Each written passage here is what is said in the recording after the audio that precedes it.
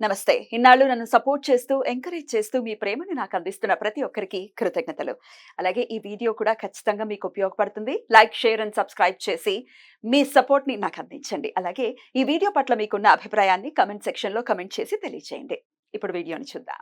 నమస్తే. Welcome to our channel. నేను పద్మిని. ప్రస్తుతంతో పాటు ప్రముఖ ఆధ్యాత్మికవేత్త, వాస్తు జ్యోతిష పండితులు కేఎస్ఆర్ గారు ఉన్నారు. మాట్లాడదాం. సార్ నమస్తే నమస్తే సార్. అండి. సార్ జూలై మాసం ప్రారంభం కాబోతోంది.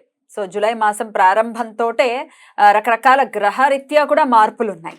శని వక్రగతి అనేది జరగబోతోంది. సుమారు 4.5 నెలల పాటు శని వక్రగతి ఉండబోతోంది. అలాగే బుధుడు కూడా మారబోతున్నారు.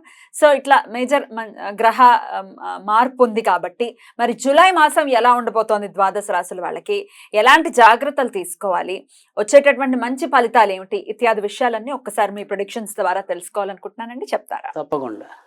ఇక్కడ జూలైలోకి వచ్చేప్పటికి ఏంటంటే మనకి ముఖ్యంగా మనకి జూన్‌లోనే ఇంచుమించుగా జూలై దాకా ఆగక్కల్లా జూన్ 29కి వచ్చేప్పటికి జూన్ మ 29కే. హ్మ్. బుధుడు రాశి మారుతాడు. బుధుడు మారుతున్నారు. బుధుడు మారుతాడు. అదే రోజు వక్రగతి కూడా శనిది. శనిది ఇంచుమించు 30వ తారీఖు కూడా వేసుకుంటాం. అదే ఒక రోజు అటు ఇటుగా అనుకోండి. పోనీ కొంతమంది లెక్కలు ఒక ప్రకారం, కొంతమంది లెక్కలు ఒక ప్రకారంగా ఏదైనా ఒక రోజు అటు ఇటుగా శని కూడా వక్రగతిలోకి రావటం అనేది ఉంటుంది. అయితే కొంతవరకు మనకి ఏంటంటే అది అదృష్టమైన దురదృష్టమైన ఏంటంటే శని వెనక రాశిలోకి వెళ్ళడు. చూపు మాత్రమేనా? అంటే నక్షత్రాల్లో దిగటం అనేది అయితే ఉంటుంది తప్ప పూర్తిగా మళ్ళీ వేరే రాశిలోకి వెళ్ళడు. కొన్నిసార్లు వేరే రాశిలోకి కూడా కింద రాశిలోకి వెళ్ళిపోవటం అనేది ఉంటుంది. కానీ ఇక్కడ మాత్రం ఎంత వక్రం ఉన్నా కూడా అదే రాశిలో ఉంటాడు. సో పూర్వభద్ర నుంచి శతభిష నక్షత్రం వరకే దిగుతాడు. సో ఇంకా అంతకు మించి మార్పు అయితే ఉండదు శని వరకు. అది తర్వాత ఇదే జూలైలో ఇంచుమించుగా 2వ వారానికి వచ్చేప్పటికి ఆల్మోస్ట్ ఆల్ మనకి కుజుడు మరి దీంట్లో వృషభంలోకి వచ్చేయటం, తర్వాత ఇదే కర్కాటకంలోకి మళ్ళీ రవి శుక్రుల యొక్క ప్రవేశం ఇవన్నీ ఉంటాయి.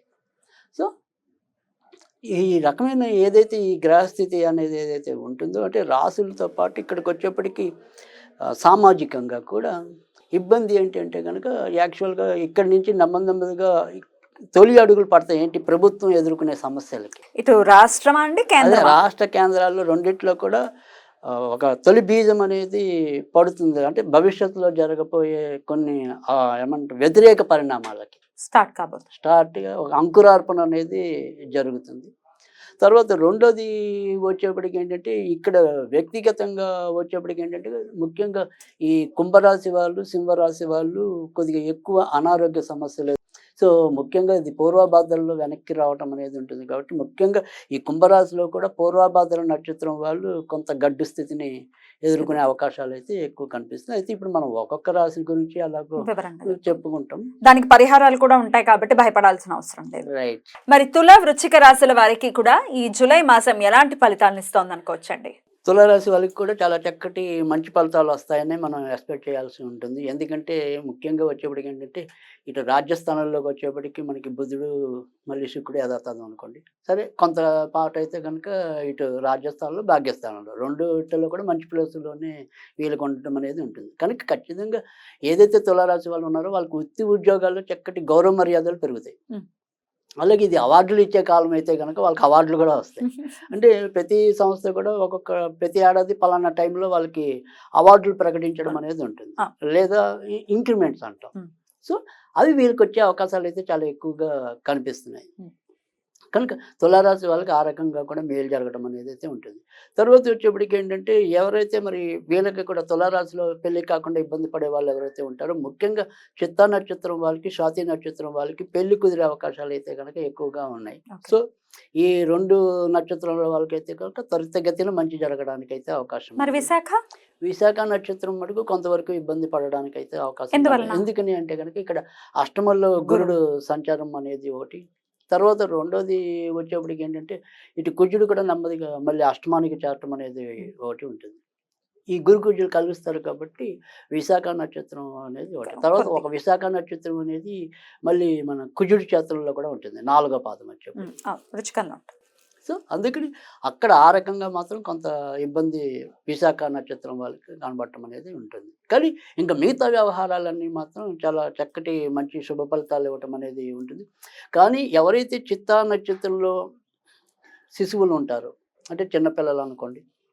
మన ఉద్దేశం ఏంటంటే పిల్లలు అంటే మా ఉద్దేశం 12 ఏళ్ళ లోపు.